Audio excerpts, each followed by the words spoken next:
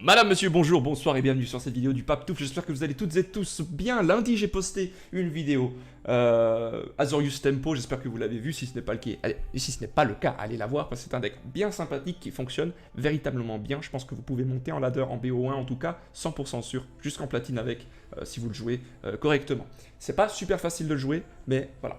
Du coup, vous pouvez aller la voir si vous ne l'avez pas vu, mettre le pouce bleu, et vous pouvez faire la même chose pour ce deck-là. Le pouce bleu, le partage, le commentaire, tout ça, si vous kiffez ce que je fais et que vous voulez que je continue, évidemment. Donc, aujourd'hui, deck Témur élémentaire, mon cher Watson. Cette blague a été faite pour la totalité de la population mondiale. Je m'en fous, je la fais moi aussi parce que je suis un homme qui n'a aucune personnalité, absolument. Mais oui, vous avez raison, cette vidéo commence si mal. Donc, Témur veut dire rouge, vert et bleu. Combinaison couleur qui est sympathique, pas facile à jouer systématiquement, mais sympathique, avec comme thème les élémentaux. Je vais dire élémentaire parce que vraiment élémental, c'est pas possible en fait. Élémental, je sais pas, c'est pas du fromage quoi, faut arrêter. Donc élémentaire, voilà, on va appeler ça des élémentaires. Donc comment ça fonctionne? Ça fonctionne autour de deux cartes que j'avais trouvé busted, en tout cas celle-ci elle l'est. Ce serait pas étonnant, et à mon sens, je pense que ce deck-là va figurer parmi les meilleurs, donc probablement pas mon build, d'accord, parce que je ne suis pas le meilleur joueur de l'univers, même si je trouve que ce build est assez intéressant, mais je pense que le deck élémentaire va figurer parmi les meilleurs decks. Je pense. En tout cas en BO3, parce qu'il y a clairement moyen de faire des trucs totalement démesurés avec ce deck-là. Particulièrement avec cette carte, le récif émergent, pour 3 quand il arrive en jeu, vous regardez la première carte dessus de votre bibliothèque, si c'est un terrain, ça vient en jeu, si c'est autre chose, vous piochez la carte. Et ça fait la même chose quand vous jouez un autre élémentaire. Pas vrai, pas quand vous jouez. Quand un élémentaire arrive sur le champ de bataille, donc vous n'êtes pas obligé de le jouer. Vous allez comprendre pourquoi je dis ça. Omnat, quand il arrive en jeu, vous mettez autant de dégâts qu'il y a d'élémentaires sous votre contrôle en jeu, à n'importe quelle cible, donc ça peut être très la folie. Il m'est déjà arrivé de pouvoir one-shot un adversaire qui était à peu près à 14 PV, je lui ai mis 15 dans la tête, pan, c'est fini, voilà. Ne pensez pas que vous allez faire ça systématiquement, mais c'est possible de le faire.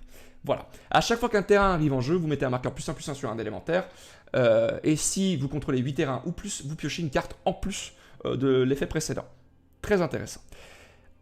Cette Chandra-là, en gros, ses effets, on s'en fout, si ce n'est le 0 du milieu, qui fait popper 2 jetons 1-1 élémentaires, et du coup, ça fait popper ça 2 fois. Et si vous avez le récif émergent plusieurs fois en jeu, c'est pas mal du tout. Cette Chandra-là, elle est aussi très intéressante parce qu'elle peut ramp, faire des dégâts ou augmenter la puissance de vos élémentaires. Ça peut être assez cool. Je l'ai préférée, elle, à Muyangling, que j'avais hésité à mettre aussi, puisqu'elle peut être assez sympathique. Mais j'ai trouvé Muyangling plus difficile à jouer, un peu plus contrôle peut-être, que Chandra, pyromancienne novice, donc j'ai préféré celle-ci. À voir si le build avec Muyangling est supérieur, mais pour l'instant, je pense que Chandra l'est plus. Nissa, on n'en finit plus d'en parler. Nissa, c'est trop fort. Ça fait partie des 5 cartes les plus fortes que j'ai mentionnées dans une vidéo précédente. Vous pouvez aller la voir si vous ne l'avez pas vue. Et si vous l'avez vue, merci. Vous êtes les vrais MVP. Tu vois, j'avais l'air beauf là. Le +1, il est très intéressant puisque ça crée un élémentaire avec un terrain. Donc ça met un élémentaire supplémentaire sur le champ de bataille. Chandra, fournaise éveillée, super fort dans ce build-là, je trouve, puisque c'est un sort qui ne peut pas être contrecarré, certes, mais le -3, en fait, va tuer tout, sauf vos trucs. Plus ou moins. Le +2, ça stack donc un emblème qui met une blessure, et vous pouvez stacker plusieurs emblèmes, du coup, ça met plusieurs dégâts dans la face de votre adversaire, et ça le cloque. Frappe foudroyante et choc, c'est pour un peu de, voilà, un peu de, tu vois ce que je veux dire, un peu de dégâts, un peu de freaky tricky. Guérisseuse de la clairière, c'est là pour remplacer, à mon sens, l'elfe de Yanovar, qui lui rampe, mais qui peut feel un peu clunky quand vous le piochez tour 8. Vous voyez ce que je veux dire? Tandis que la guérisseuse, vous gagnez 3 PV, c'est cool contre les match-up aggro, mais surtout, si vous avez le récif émergent en jeu, piocher ce machin tour 8, ce n'est pas si grave, puisque quand vous le jouez, eh bien ça fait proc le récif émergent, et du coup ça donne de la value, ce qui n'est pas le cas de l'elfe de Yanovar.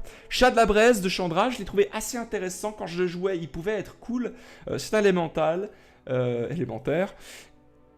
il peut ramp pour des sorts d'élémentaux, qu'on a de manière assez excessive, ou des sorts de Chandra, ça tombe bien, on en a 3 différentes, et on en a exactement 7. Très intéressant, voilà. Kiora, je la trouve très cool, puisqu'elle permet de ramp aussi à sa manière, et de jouer de manière à ce que vous pouvez être un peu agressif, dégager la créature pour bloquer ensuite. Et des fois, si votre adversaire est un peu un mongolo, ce qui n'est pas le cas souvent, mais ça peut l'être, ils vont attaquer Kiora. Ce n'est pas grave, elle a 7 de loyauté, au pire, vous en battez les couilles. Krasis, elle est très intéressante puisque, même si ce n'est pas un élémentaire, et c'est la seule carte qui ne l'est pas à proprement parler, elle vous permet de gagner de la vie, d'avoir une présence sur le board et de piocher des cartes. Et si vous avez évidemment Nissa en jeu, bah, vous doublez le nombre de mana quasiment que vous avez en jeu, et bah, c'est trop fort. Voilà, on va passer en game directement, je ne veux pas passer 1 milliard d'années à parler de ce deck, je pense que la meilleure explication se trouve en game, à l'image de ce que j'ai pu faire avec le deck Azorius Tempo Flying, déjà présenté lundi. Voilà. Il y a d'autres decks encore hein, qui fourmillent dans ma tête, des dinos, des dragons, des anges, des démons, tout ce que vous voulez. Donc, keep en mind. Ça ne veut rien dire. On va garder cette main parce que j'ai pas envie d'aller plus bas et qu'on a un druide de 100 feuilles, ce qui peut être très cool. Couille. Aurais-je dit couille? Peut-être. Peut-être. Noisson.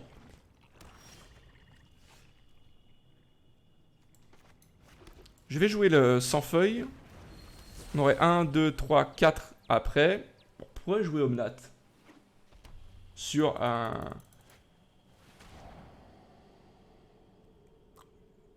Il joue Grixis? Il joue Grixis.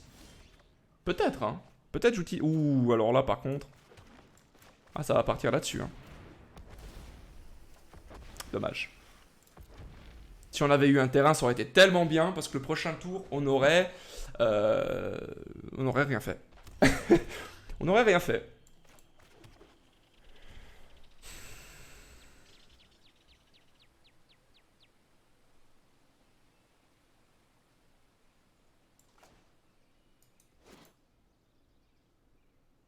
Est-ce qu'il a un rituel de suie en main?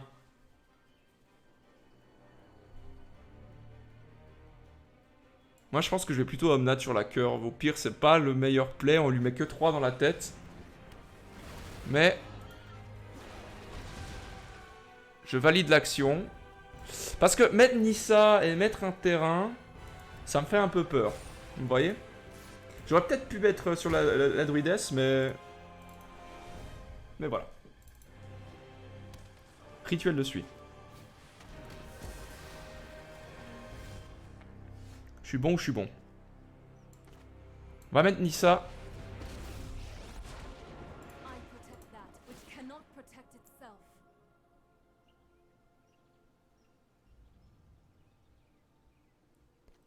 Et je pense que je vais plutôt choisir ça en fait. Alors, le problème c'est que si je choisis ça et ça meurt... Bon, là on l'avait bien là. Il jouait Grixis, mais je sais pas exactement quel build. Peut-être un deck très contrôle, porté sur les créatures. Peut-être qu'il avait pas une bonne main, je sais pas. En tout cas, il lui manquait un peu de mana bleue, hein, on va pas se mytho. Mais je pense qu'on l'aurait eu quand même. On aurait eu trop de créatures sur le terrain, trop de présence, trop d'agressivité pour qu'il puisse faire quelque chose. On avait une bonne sortie là, je vais pas vous mentir. Ah, je vous ai dit, hein, récif émergent, Omnat, c'est une sortie qui, si elle n'est pas gérée, elle devient démesurément stupide. Là, je suis très content de jouer, mais quand je l'ai en face, je suis un peu moins content. Ouh. Regarde. T1, T2.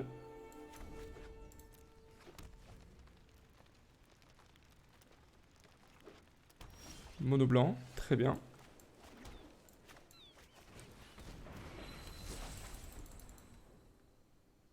Il a un truc en main, pour 1. Ou il est en full contrôle. Qu'est-ce qui coûte 1 et qui est un éphémère? Ah, il joue... ah, ok. Ah, il joue Boros.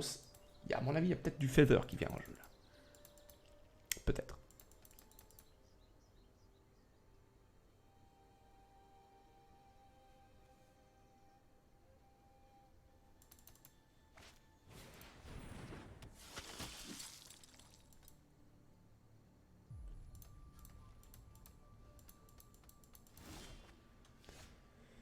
Ok.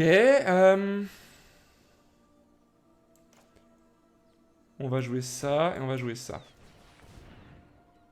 Il est en full contrôle. Ah non, il peut faire ça. Donc il est peut-être pas en full contrôle. En fait. Je dis de la merde. Je dis de la merde, ça m'arrive, oui. Je valide l'action, por favor. Et je mets le terrain. Muchas gracias. Muchas gracias. Donc, tour 3, on a 4 terrains. 5. Donc là, si on chope une petite Nissa. Oulala. Si on chope une petite Nissa. Oulala. Là, il va tuer, je pense, le récif. Ouais, c'est sûr. Ça ne m'étonne pas de voir autant d'agressivité sur ce récif qui vraiment met des gens en PLS total. Je ne rigole pas. Pas de blocage. On va garder le druide pour potentiellement ramper. Une Krasis, hein, pourquoi pas. Là, si on met le terrain... Si on met le terrain en pan, ça fait 1, 2, 3, 4. Donc on aurait une 4-4. Où est-ce qu'on attend? Je pense que j'ai envie d'avoir la Krasis. Ça me permet de piocher en fait. 4.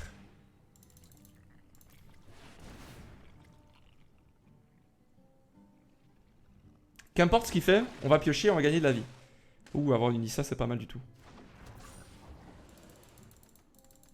Je pense que c'était nécessaire de le faire. Parce que sinon on était un peu lent comme ça. Il manque un peu de mana à notre adversaire. Peut-être pénible pour lui. Après, peut-être qu'il aurait pas dû garder cette main.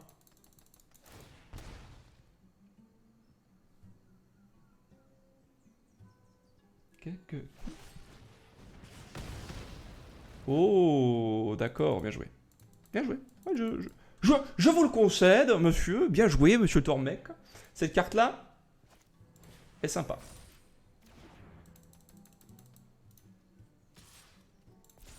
Bah, je ne peux pas bloquer, en fait. Je suis embêté.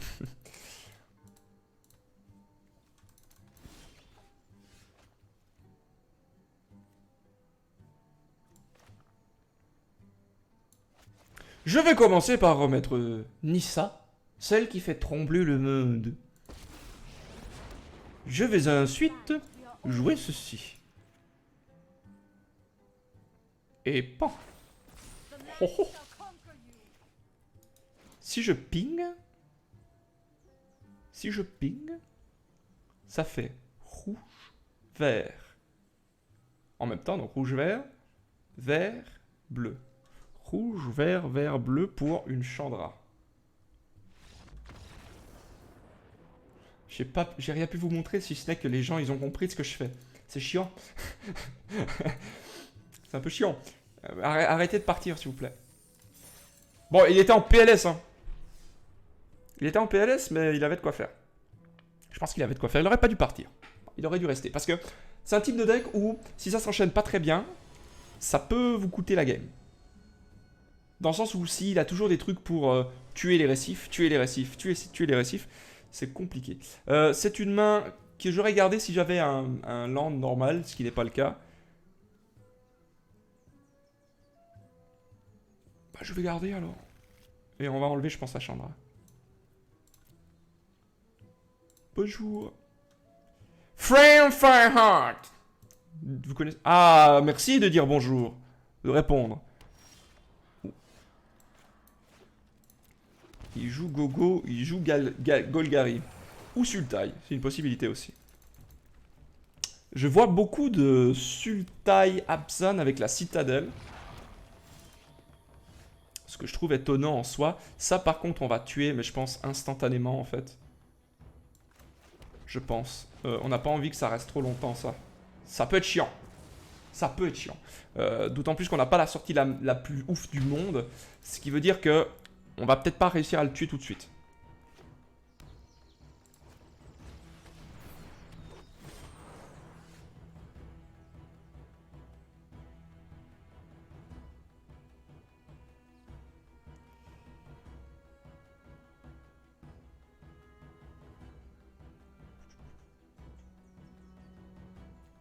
On va mettre ça parce que je n'ai pas de bleu. Je n'ai que 3 mana. On va attaquer avec, avec ceci. On garde une frappe foudroyante au pire. Je sais qu'il va pas bloquer, hein. Il va pas se permettre de bloquer. Donc il joue Abzan. Donc à mon avis, il doit jouer la citadelle. Je fais que de voir ce genre de deck en ce moment. Bah ok.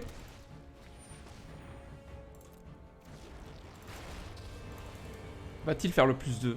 Il va faire le -3. Parfait. Dans ce cas.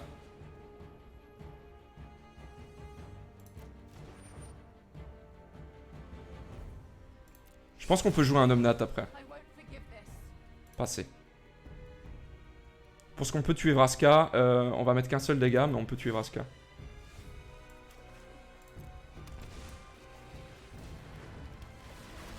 Bon. J'aime beaucoup cette carte-là. J'aime beaucoup cette carte-là. 1, 2, 3, 4, 5. Il doit avoir beaucoup de Planeswalker s'il joue Flambeau d'Interplanaire. Vraska, Nissa, peut-être même Teio, pas Teio, Tamio.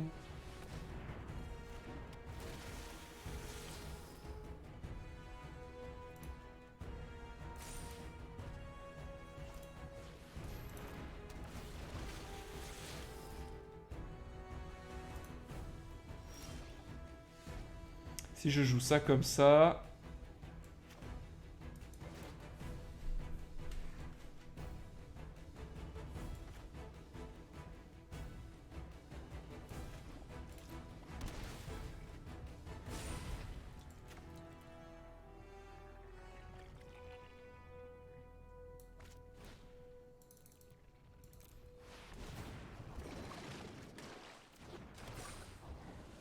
J'ai un bloquant.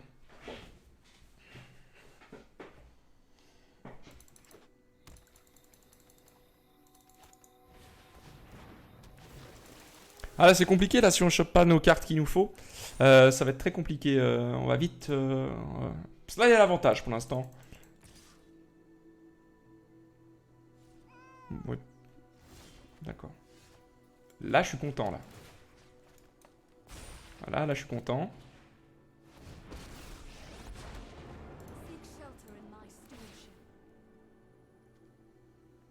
On va mettre du rouge en réalité. Donc je pense qu'on va plutôt mettre ce terrain là.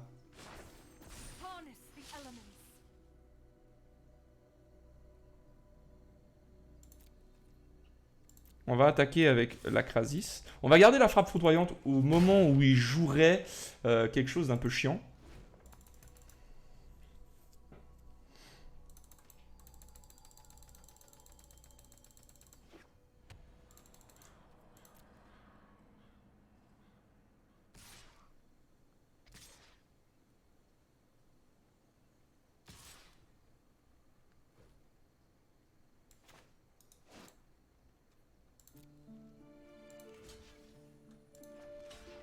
Je comprends pas bien pourquoi il a attaqué.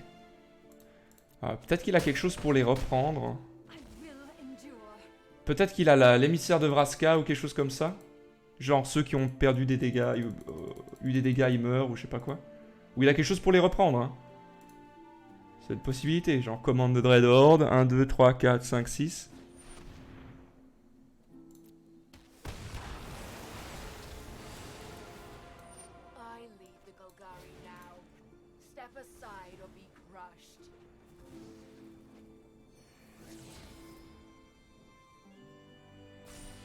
Je rêve ou je viens de Miss Lethal?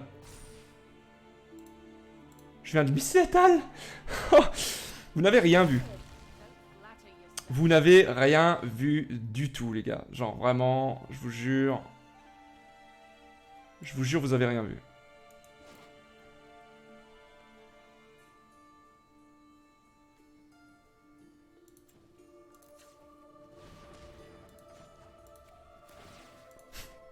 Je vous jure, vous avez rien vu. Oh, cette honte. Pan.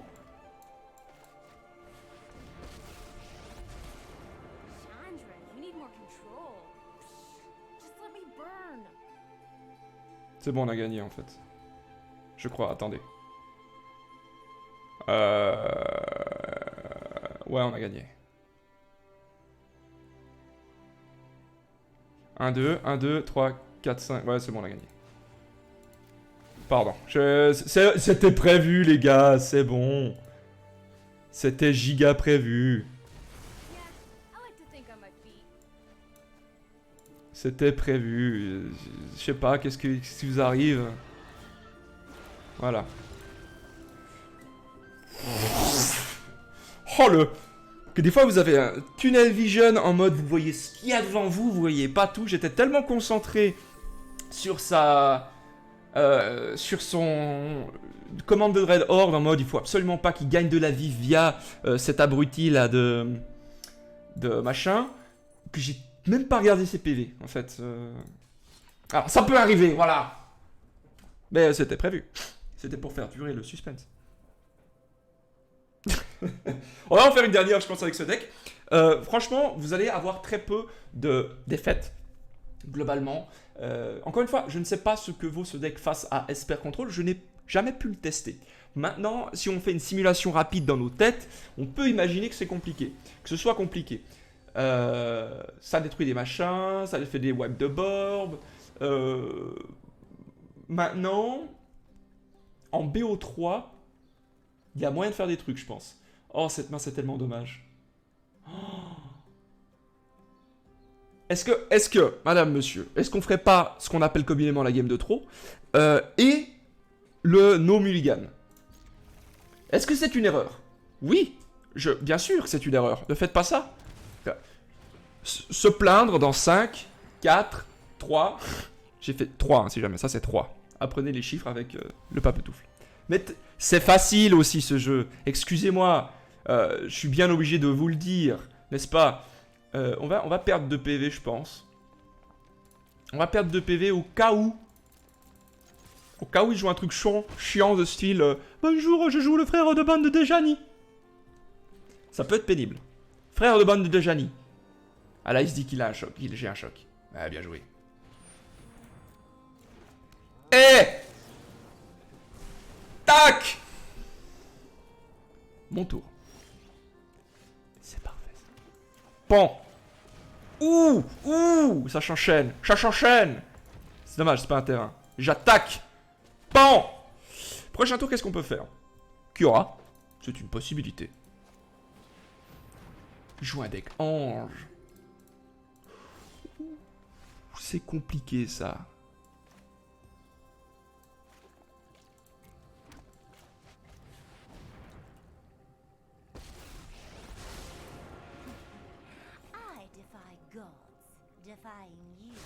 Oui, t'as une voix de merde, tais-toi. Pas d'attaquant. Ouh, il joue un deck ange. J'ai aussi un deck ange assez cool à vous présenter. Bientôt. Probablement vendredi, je pense. Parce qu'il est à peu près fini.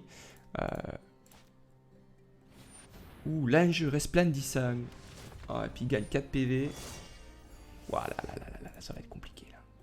Mais on peut jouer Chandra. Mon tour. Alors.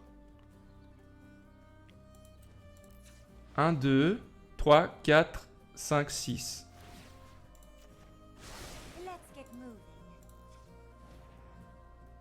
1, 2, 3, 4, 5. Ouh, c'est pas bon ça.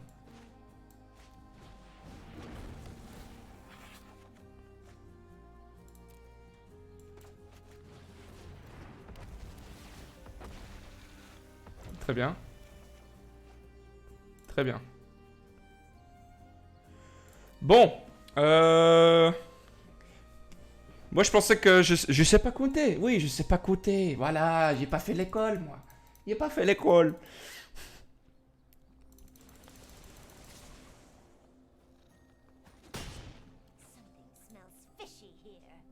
Ok. On peut jouer Omnat après. On peut tuer ça. Parce que ça, c'est chiant, globalement. On va pas se mytho.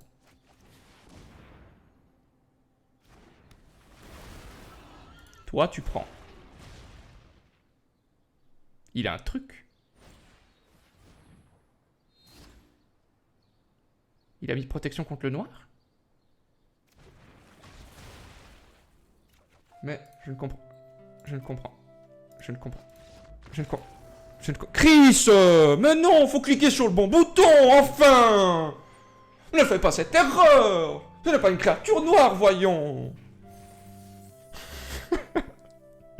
Bref, voilà pour cette decklist. N'hésitez pas à me la demander si vous la voulez dans les commentaires, je vous la donnerai. Via probablement le site Magicville.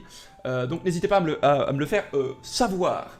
Le pouce bleu si ça vous a plu et ça vous plaît. De manière générale, le partage, vraiment c'est comme ça qu'on avance ensemble. Et ce serait vraiment chouette d'être plus que ce qu'on est. Comme ça on peut plus discuter. Même si aujourd'hui c'est déjà pas mal.